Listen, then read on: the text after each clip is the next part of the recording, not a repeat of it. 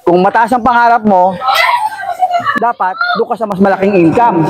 Kasi pag maliit ng income, hindi mo makukuha. Kasi kinukompute po yan eh. Halimbawa, gusto mo ng bahay at lupa, nagkakahalaga ng 3 milyon. Hindi pa ganun kaganda 3 milyon ngayon ha? Hindi pa, oo, ilasipagan. 3 milyon. Ang naisasave mo per month ay 20 mil. Kaya ba?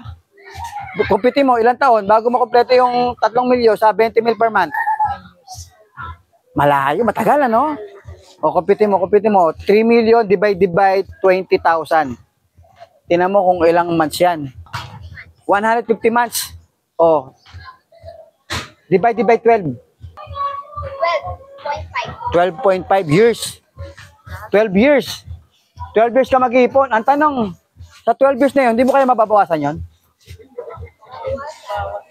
Ang hirap, di ba? Tsaka ang tanong, may masasave ka ba talagang 20,000? Ang hirap, di ba? Ang hirap, di ba? Ang hirap. Kaya ang hirap kunin yung pangarap. Ang hirap kasi akala natin, hindi, kaya ko yan. Puro fighting spirit na lang nga tayo eh. Tama mali? Fighting spirit, hindi. May awa ng Diyos, hindi. Sisipagan ko, hindi. Kinukompute po yan. Kinukompute.